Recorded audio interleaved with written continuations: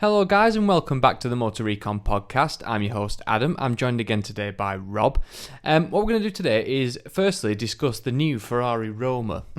Now, for those of you who don't know, it has actually just been announced the other day from when we're recording this. It's a new V8 front engine, sort of little GT car from Ferrari. Yeah. Named after Rome, obviously in Italy, which obviously they are passionate about being an Italian firm.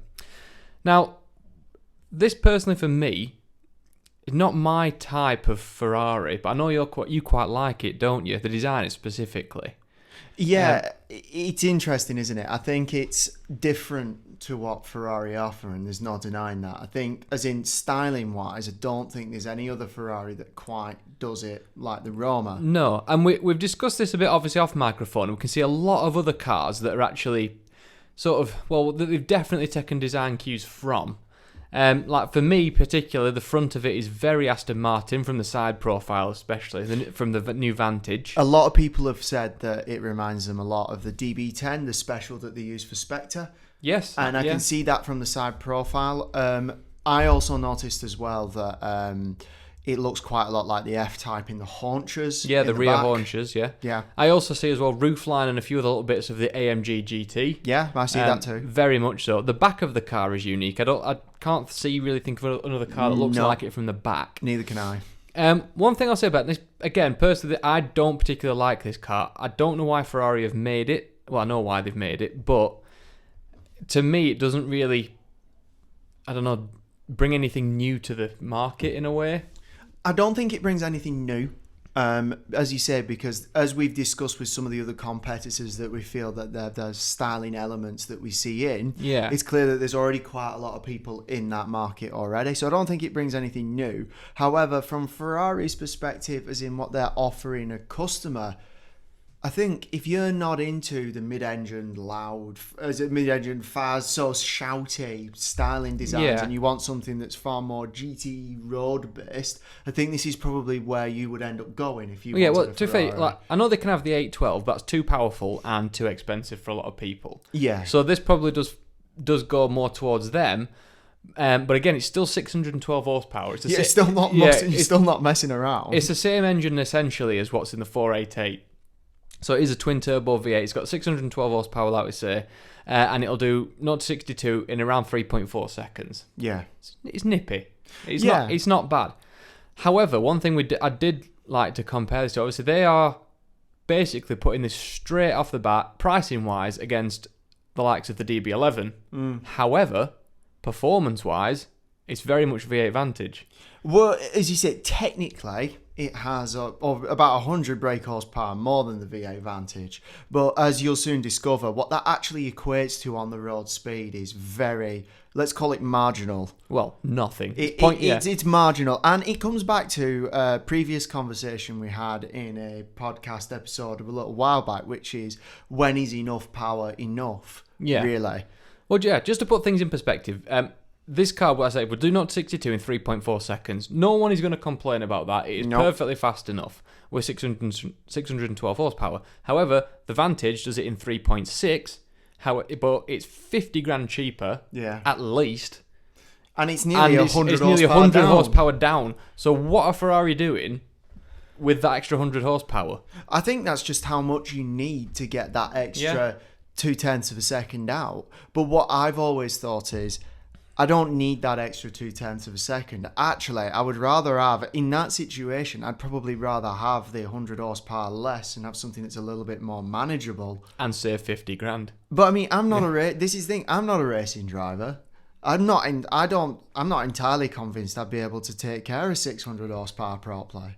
No. To be honest. No, not on a road specifically. Yeah, not on a road. Well, let's put it this way. We were away for the weekend this weekend. Would you have liked to take 600 horsepower down some of those roads? Not a chance. Exactly, not a chance. No, it's sketchy enough. Anyway, sheep running across the road and things like that. So, yeah, for me personally, one thing they have stepped up a lot. I know a lot of people are, but I'm not a massive fan of Ferrari interior. Neither was I. The quality is all right. I do like the feel of the leathers and things like that, and I think that it feels nice. It's just the ergonomics. It's just the way it looks, yeah. Now, they've not changed it dramatically, but what they have done is put a central screen in, which they haven't done for quite a while, unless you look in the Lusso and things like that. But it's more like it's exactly the same as what McLaren do in essence. They've obviously copied the design from them, but it's sort of a screen in the middle, like an iPad type thing, just stuck in the middle. They just don't have the gap underneath, which I genuinely prefer. And I think they've kept some of the cues I actually quite like from some of their previous interiors, such as the dials for the passenger, for example. Yeah, they've kept the little screen for the passenger, and they've also, as well, on this one in particular, the passenger is a lot more cocooned in, whereas on the others are a bit more open. You'll notice when you look at the interior of the Roma, you've got a fantastic sort of digital display for a dash. It's massive. I don't know if you've seen videos of it. Yeah, they are. It's massive, isn't it? And it feels like you've got two distinct booths, one for the driver and one for the passenger, which I actually happen to quite like. Yeah, and in this particular being a much more of a GT car, that makes sense. Having your space. Yeah, having your own little space. Because they've got rid of, as well, in Ferraris, they're well known for having the little stalk coming out the middle with like race, like 3 other buttons, whatever, I can't remember what they are, sticking out. They've got rid of that completely by the looks of things, which, again, it doesn't seem to make it any worse down there. Oh, yes, and the other thing I noticed when I watched a video on this is the gear selector in the middle is styled to look like one of the open H patterns from old Ferraris. And I was watching a Top Gear video where they did a whip around on the interior, and I agreed with their presenter on it because he says it should look cheesy, but it kind of works. Yeah. And it kind of works. But that's the thing you should do. Italians are well known for having their flair, their sort of that excitement, and they are. This is nothing against them. I think it's fantastic having that bit of pizzazz and just making it a bit more exciting for the people inside. And they are going a bit more back to that. I say arcing back to a few of the older things. I understand it's obviously not going to have a manual gearbox. It's got too much power. In many respects, it's probably not going to handle it. But I think they've sort of putting little cues in to arc back to cue back to history, and I think I approve of that. And I also think that in certain respects, the styling has done that as well. Yeah, I commented that in the front end, I see a little bit of the Ferrari Daytona in the wedge on the nose, for example. Yeah, and I like cues like that. Yeah, now they are knocking cars out left and right, Ferrari, at the moment. Obviously, got the SF90 and the F8 Tributos and all these. They're bringing out cars quite fast, so it's nice to see something a little bit different from them that they haven't sort of done in before in that sort of way. And like we mentioned earlier, you also heard rumours as well that there's going to be there's V6 hybrid coming from Ferrari. This potentially could be that platform it's going to launch I think it's ideal. I think it's perfect for that sort of launch. As you'll notice with some of the competitors we're going to talk about for this car, some of them already come with V6 options. Yeah. So I think that this is an ideal situation to put a 6-pot in, to be honest. Well, interesting, Liv, just this is a slightly little side topic. Well, a lot of people are thinking and rumouring, and I also think it will happen. This is the case as well, that this Roma is based on the new Maserati Alfieri. Like the concept is coming out. It's a front-engine GT car, I think, to replace the Gran Turismo. Yeah. And I personally think it looks better than the Ferrari, but that's obviously just subjective. There's no disputing they look very similar. But yeah, some of the proportions are extremely similar. It's got a similar sort of shape, and I can see, because obviously they're part of the same group now, I think they have actually just basically copy and pasted the... But do you know what? I would, and this is the thing, so long as the interior holds up like the Roma, obviously we don't know that yet, time will tell. If you were to talk to me about brands and what brands represent, obviously both Ferrari and Maserati have a fantastic racing pedigree to them. But I think if you were to ask me to put my money down on a road-focused GT car or a sports car, I would probably end up leaning towards the Maserati. I think if it comes out like the concept, it's prettier. Yeah. And I think as far as the brand is concerned and what I would want to be seen in, I'd actually rather go for the Maserati. It's a bit different. It's, Yeah, they don't sell as many because it's not... Even though Maserati is a good name, it's not Ferrari. It's not Ferrari. But I prefer them for that. One thing as well, we'll just quickly come on to some of the rivals that I think... Obviously, this is basically just dropping it straight into a very busy market in terms of competitors. Yeah. The first one we have already mentioned, obviously, being the new Aston Martin Vantage. So just a couple of the stats on there. Obviously, with its V8 engine from Mercedes, it's doing 503 horsepower, which, again, nothing to sniffle at, but it's over 100 less than the Ferrari. But 0 to 60 in 3.6. For the automatic and 4 seconds for the manual, and up to a top speed of 200 miles an hour. And that's and this is where it comes back to our argument. It's a question of, would you rather save the money and get yourself the Aston? Me personally, yes, But obviously, I understand Ferrari does have a cult following, and a lot of people might prefer the van. But then again, Aston Martin has a cult following. No, but I also think that obviously you are appealing to an audience which are in a numbers game as well. It may only be 0.2 of a second, but especially in the racing world, for example, that means everything. And also, so this is just something I've noticed going around. People in Aston Martins get a lot more respect on the road than somebody in a Ferrari. To be fair, that might just be because of being in Britain. Yeah, because in Italy it'll probably be the opposite. Exactly, in Italy it'll be the other way around. Yeah, but again, because a lot of this is mainly just an English problem. I've only noticed it in England a lot, where people, particularly the general public, get very envious of people with things to show, like Ferraris or Aston Martins or anything like that. If you go to anywhere else, it doesn't seem to have that envy. No, it's true. But when you see that, people obviously they'd seem to just have an immediate dislike for somebody in a Ferrari, but they don't seem to get that same thing for the Aston. Like, it could be just because we're in England, but also as well, they're just cool. Yeah. It's like you could have had anything when you've picked that, and we like that. So yeah, straight off the bat, so that's another good rival for it, and it's also priced, they said, more than 50 grand cheaper. But sort of our budget, not budget in a way, but much cheaper alternative, but also again, a direct rival is the F-Type SVR. And when you look at the stats, there's no disputing that. I mean, it's got 567 brake horsepower from a 5-litre supercharged V8. So it's more than the Aston already. It's in the middle between the two. Pretty much in the middle. And also, 0 to 60 is bang in the middle at 3.5 seconds, bang on. Exactly. Yeah, it's cheaper than both. And here's it might be a bit of a controversial view here. If I was to take the rear wing off that, which I'm sure someone would willingly do, I would say that it's prettier as well. I'd agree. For me. Genuinely would agree. I think the F-Type is a very, very, very good design. And it's aged well. It has, considering when did it come out? Like 2013, something like that? I think before. It's crazy. Before. Yeah, it's getting on a bit now. Yeah. And if the new version's anything to come by, it's going to look amazing as well. Well, yeah, that's a future topic. Yeah, that's definitely a future topic. But also as well, the F-Type, now, this is not to everybody's taste, but it is all-wheel drive. Yes. But, again, it kind of is I think that's more appropriate for some sort of a GT car, because if you're going up in the Alps, there's a bit of snow here and there. It's not going to be fantastic, but it will help. It's like the Conte GT. Yeah. In that respect, yeah. Yeah, much like that. But I think, again, for the price, for the power and performance, and the way it looks, you'd take that. Yeah, I mean, look, I am assuming, and this is where it'll fall down on the interior.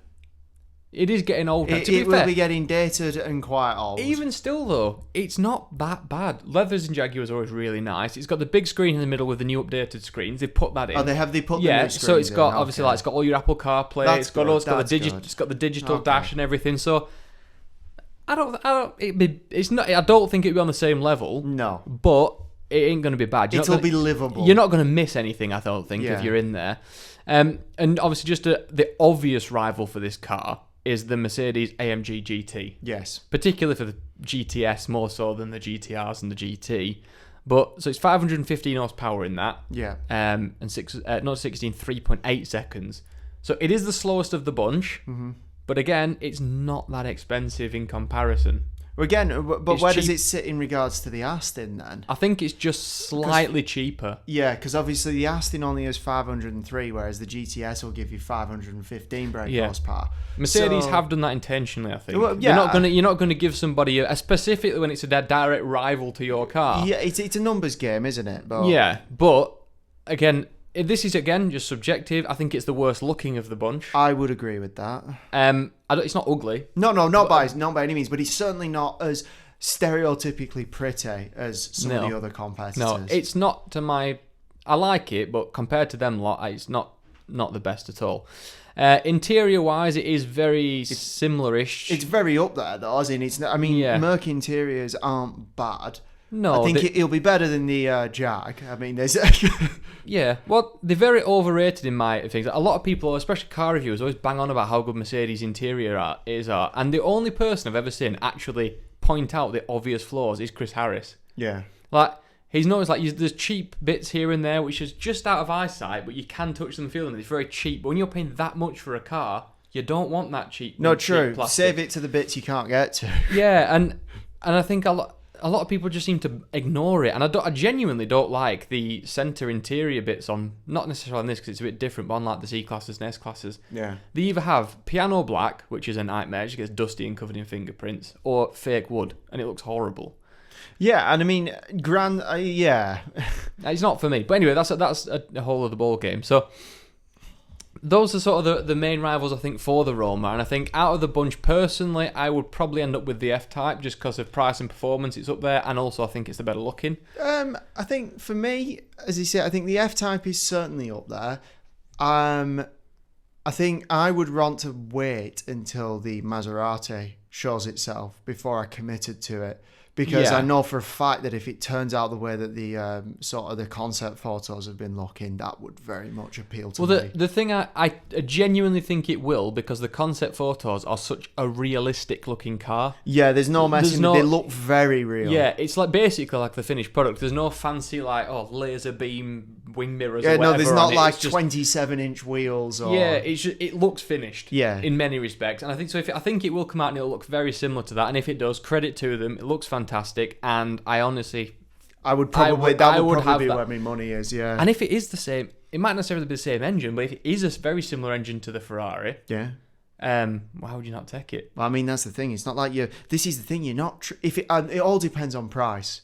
It will be cheaper. If it's cheaper, though, you're not trading that much badge in. No, well, to be fair, there's no doubt it will be cheaper. Yeah. Ferrari will not have a car priced, even though it's the same company, they will not price it the same as a Maserati, no matter how similar it is. Yeah. You're paying for the name. No, well, that's the thing. And I would honestly... Personally, I would probably rather have the Maserati badge It's got more racing heritage for going back a lot longer. But it's also more than that as well. I think as well, it comes back to where we live, obviously. I don't think they treat Maserati necessarily with as much content as Ferrari. The normal Maseratis you see around here, the Gibbers and the Quattroportes and things like that, they do blend in. Yeah. It's just a four-door saloon, isn't it? No one really notices it. But obviously the people around here who do have the Ferraris and the McLarens, things like that, you stand out like a sore thumb. Yeah. They are a bit flashy and a bit showy. So, yeah, I think you'd get a lot more respect in that. Yep. Well, so moving on quickly, one thing we got off the back of what we were just discussing, we got onto a topic of what's our favourite interiors for sort of the cars. And I'll let you kick off with this one, because I know you've got a few for this, which you really like, and I'll let you explain why you like them. Yeah, so obviously we were looking at the Roma to begin with, and we both agreed that we thought the interior was a big step forwards. Yeah. So we got us talking about some of the other car interiors that we both quite like. And one of the ones that I've been fortunate enough to sit in and have a look at was the I-Pace. Yeah. Now, I really like this interior. I think... the difference between this and Tesla is obviously Tesla's is very empty, and I like an empty interior. Yeah, it's very minimalist, isn't it? Very minimalist, but I quite like how it still feels like a Jag. Yeah, in there. You get in, it feels like a Jag, just a hyper modern version. It's almost like steampunk. Yeah, you know when. Well, the one thing I'll do credit for, I do completely get where you're coming from there. And the one thing I will say is the reason I prefer this compared to Tesla is, again, just from experience of having a car that, well, not having one, but being driven a car that only has touchscreen and no buttons. Yeah. As you are driving, it is near impossible, unless you literally stare at the screen, which isn't ideal when you're driving, to push the right things. Again, obviously, Audi have the haptic feedback thing, and I haven't tested that, so I have no idea how that works. If it does, that'd be fantastic, though. Yeah, but the thing is because while the buttons are screens and the little knobs down below are screens, they are a physical button that you can turn. Yeah, we both love the fact that obviously if you've ever had a look at the interior of an I-Pace, it's got sort of like a display up on the top, which is like your standard sort of thing. Yeah. But it's also got a secondary smaller display down near what would be sort of like the cup holder area. And it's got a couple of dials there that you can use to control the heating or whatever that are screens. Yeah. Now this is available on other cars as well. I think Audi have done it in the past. I think there's a few others that have done it, but it's very nice in the Jag. It just looks very clean and very clinical in a way, but in a good way. But I like the fact how you can still spec wood on the dash, and you can still. It's very British. You can go full Jag with it still. Yeah. And that, I think, is what attracts a lot of people. Like you say, you've seen 4 today. It's crazy. They obviously are knocking them out and selling them. So, and yeah, I would go for it on that reason. I do prefer it than the Tesla. Yeah. Just for the way it looks. It also feels more like you're in a car and more secure in a way. No, don't get me wrong. I think Tesla have took a big swing, and I like them for that. I like the fact that they've tried something unique and they're going out there and doing something different. But a couple of key buttons for key things wouldn't go on. I think they've got a couple on steerable, but on no, but I mean, as in on the center console, maybe a row of 4 that you could program for whatever you want. Yeah, because the one thing Tesla had the advantage of is they did not have any heritage. No, they didn't have anything before. They've literally started from scratch, and that's like, this is my idea of a car. Bang, that's how I would like it. And fair enough, that is your thing, but you need some buttons. Some programmable buttons. In Tesla fashion, that would be very forward thinking, being able to program your own personalised buttons. Yeah, if you push that, this happens. I would love that. Yeah, and to be fair, they might go down that route in the future, but it's not looking that way, is it? One I actually do like off the back of that is another British mark. So again, it's very similar to the V8 Vantage, but it's exactly the same pretty much, but the DB11. And this could argue it's gone a bit more in the other direction, so it might have a bit too many buttons. But I don't mind that. I think, again, it's very chunky. The steering wheel's very nice. And again, we've been in a few DB11s in the past, and I like it. There's something about it. It's very chunky and very meaty. Everything seems to have a good heavy feel to it. And yes, I would agree that. It feels very sturdy and heavy. Yeah. Everything feels put together. Which is surprising for Aston. Well, yeah. But one thing I'm not so keen on, but I'm not going to mark it down too badly for it, is the screen. Now, there's nothing wrong with it. Just seems a bit old hat. Yeah, but it's Mercedes' old system. Yeah, it seems a bit. So, it looks it. Again, Mercedes thinking, right, well, these are going to rival us with this car. We've got all this fancy new interior. We'll give them the old one. And I get why they've done it. And Aston Martin, obviously, it's cheaper to do that than completely develop your own. No, but there's no denying the way that screen is mounted. It's in that setting, it is a bit old hat. It is. I'm not going to disagree with that. And that's the one area I think they could do better. They've got 2 little digital displays around the side of a physical sort of odometer. Yeah. Which I don't mind. I quite like that. So you've got a big classic thing there, so you can't go wrong. And then you've got your 2 little screens at the side with everything you might need on, like your sat nav and whatnot. Which again, I think is very good. And also now it is run by Mercedes in a way. It works.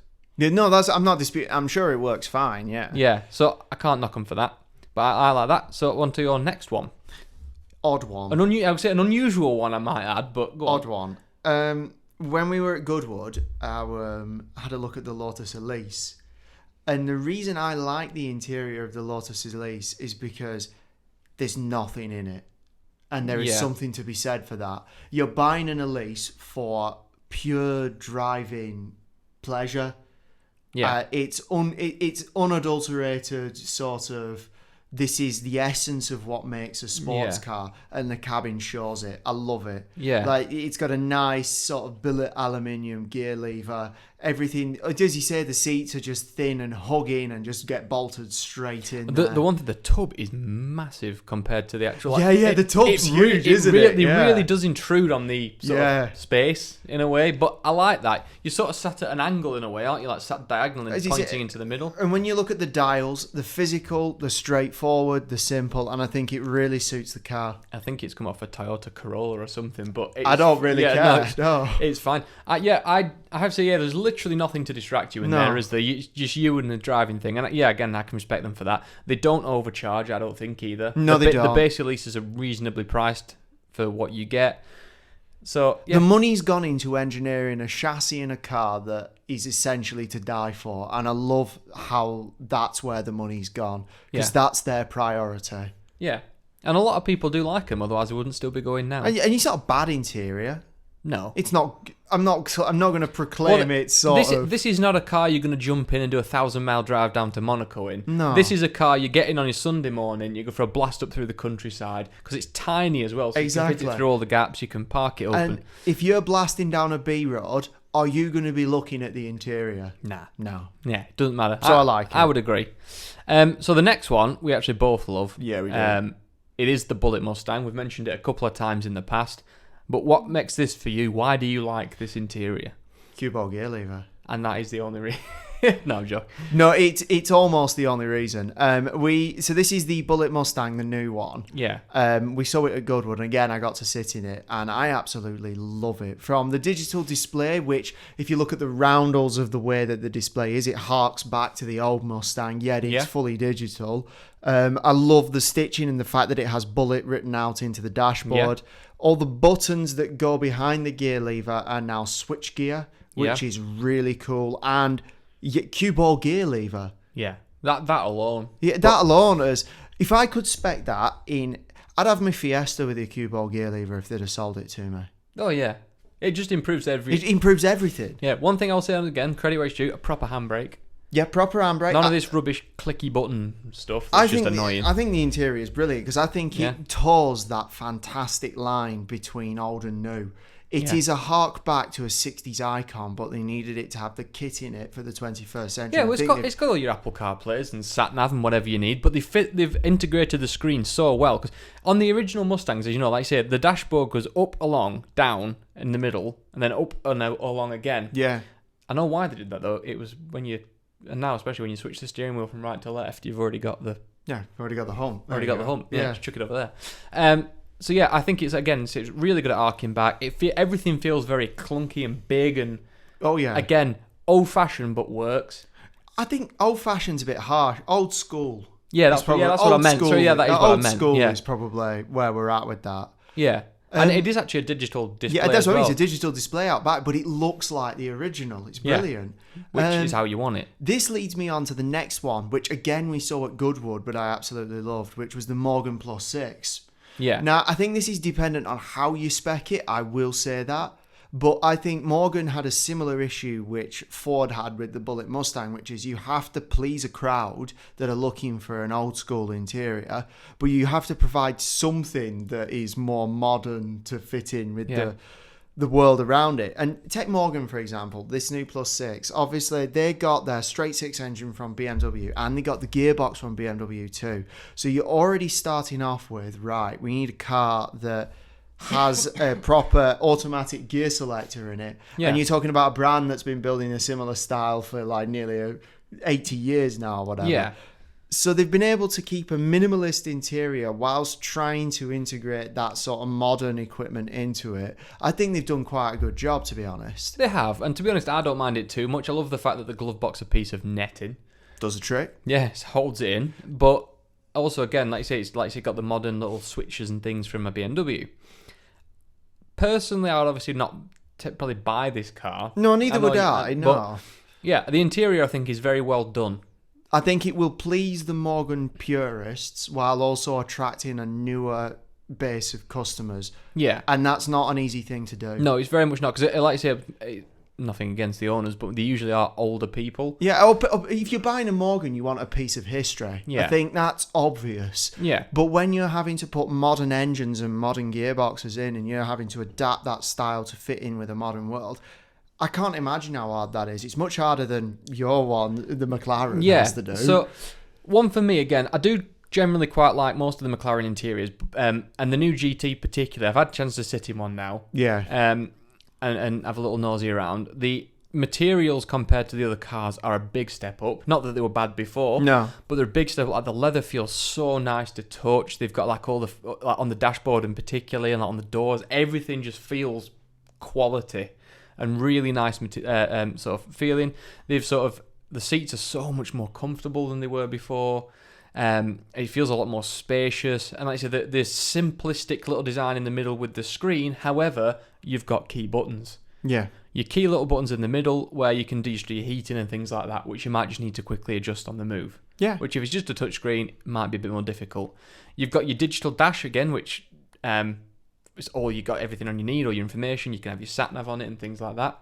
One thing they have missed a trick on with this is not having the option of Apple CarPlay or Android Auto. Yeah, that's not even an option. And do you know where the trouble comes in with that? It's the screen. They don't make it for that screen, but they could have it on the digital dash, I think. But the problem I find with them not offering Android Auto and Apple CarPlay is, in your 570S, for example, that's fine because that's like a Sunday afternoon barnstormer or whatever. Yeah. This is a GT car. People are going to be spending a long time in here. Yeah. They're going to want to put the music on or use Apple Maps, for example. Yeah, well, you can still put your music on via Bluetooth and things, but just having that option there, as you say, properly integrating Google Maps via Android Auto or something would make life a lot easier for a GT. Well, to me, this is just, again, a personal gripe. I have never to this day been in a car that's had a good built-in sat-nav. Never. No, neither have I. No car manufacturer I've ever seen has a good built-in sat-nav. Now, Audi do it and a few others do it where they have Google Maps built in as an option, and you can have a SIM card in your car which uses the data. It's like £2-3 a month. Yeah. And you have Google Maps. Fine. But obviously, if you have Apple CarPlay, you can use it from your phone. I have a built-in sat-nav in my car. And I just use Apple. Yeah. I just use Google Maps from my phone. Yeah, well, I always have. Every car I've ever had with sat-nav, I've never used it. I've just used my phone because it's easier, quicker, and so much better. Now, that's an option I would never pay for. No, and most come with this standard now. Exactly, do now, yeah. But it's their own one, and they're always awful. But other than that, I think the interior on the McLaren is sublime. Yeah. Everything on there is so nice to be in and touch and feel.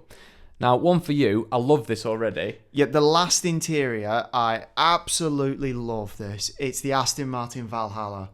Now, it is wildly radical in a lot of respects. So this is the one that sits between the upcoming Vanquish and the Valkyrie, isn't it? That's correct. Yeah. And obviously, it's got this lovely brown steering wheel harkening back to history, but it's in a thoroughly modern style. Of course. But not to mention, the central sort of station where you might have your screen just is non-existent.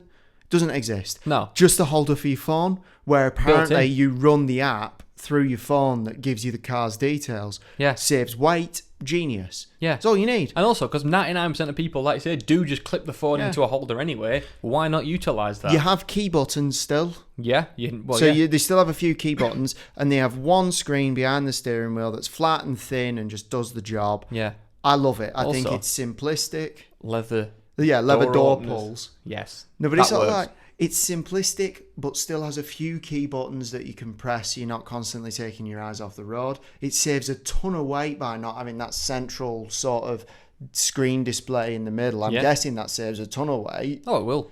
Probably a couple of kilos. No, I really, really like it. I think it's very clever. Yeah, and also looks phenomenal. I know it's off topic, but it looks phenomenal. You're right. And £1 million. And well, I know that's expensive. That's not going to sound really stupid then, but compared to what it's going up against, I think that'll just I could see people running central displays through phones trickling down into other car brands. Yeah, it makes no big. Everyone does it anyway. Everyone has their phone on display, so why bother putting your own in when you can clip the phone in? Run the app through it. Yeah, it makes complete sense when you think about it. Oh yeah. So we'll leave it there. That is the last one we had. Obviously, we'll be back again next week for another episode. We do hope you've enjoyed it. Obviously, again, all social media links below if you do want to get in touch for any suggestions or, give us any reviews or feedback, anything like that. Obviously, just click in the below links. And we will be back again next week. So we'll see you later. Yeah, see you later. Thank you. Bye.